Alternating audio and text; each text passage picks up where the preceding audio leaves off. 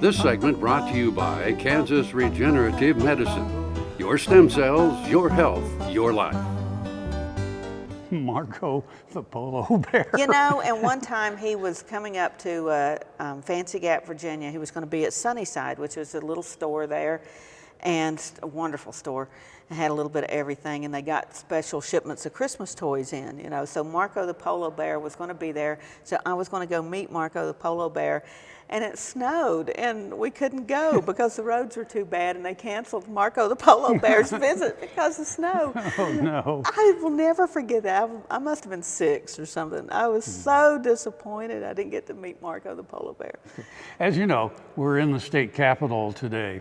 And of course, Kansas was the 34th state to join the Union.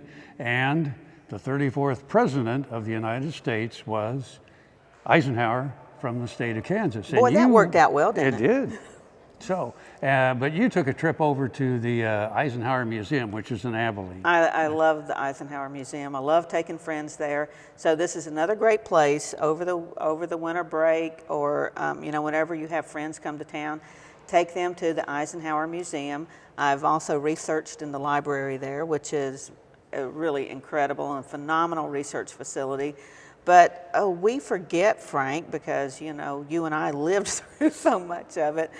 But kids don't even realize, you know, Ike was responsible for essentially winning the World War II and freeing the world. And I mean, there's so many of Ike's accomplishments other than the presidency that a lot of kids aren't even aware of. So make sure you get all the young folks over there to see the Eisenhower Museum. It's incredible. Do you still have an I Like Ike button? Of course I do. Everybody has an I Like Ike button. And my grandfather served with Ike. He served under Ike in World War I at Gettysburg. And so when I tell people my grandpa served with Ike in Gettysburg, they're like, boy, has she got her history messed up, you know, but he really did. So that's another facet of Ike's history you can learn about. Let's take a look. At the Eisenhower Presidential Library, Museum, and Boyhood Home in Abilene, visitors can explore the extraordinary life and legacy of the only 5-star general who became President of the United States. The Eisenhower Presidential Library is home to a world-class research facility that caters to scholars and history enthusiasts from all around the world. The vast holdings of the library consist of millions of pages of historical records and photos, thousands of feet of film footage, and tens of thousands of artifacts.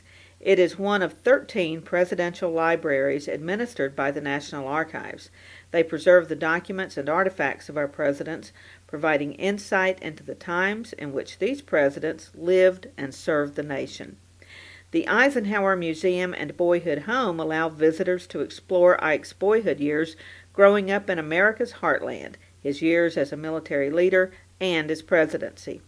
Through December of 2016, the Eisenhower Presidential Library and Museum presents World War II Remembered, Leaders, Battles, and Heroes, and inclusive commemoration of the pivotal events of World War II, marking the 70th anniversaries of the war. What makes this exhibit stand out from other interpretive World War II exhibits is the focus on personal stories.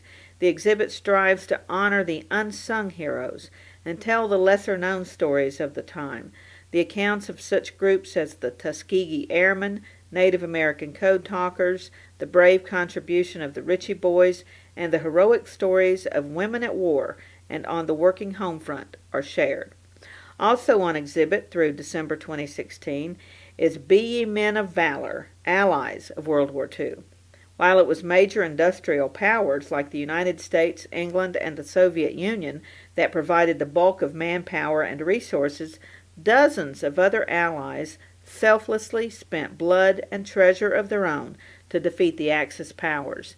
This exhibit explores the important victories, defeats, personalities, and causes associated with the lesser-known Allied nations and resistance groups. Check the website for more information on these and other special exhibits as well as programming. Make sure you pick up an I Like Ike button while you're in the gift shop, too.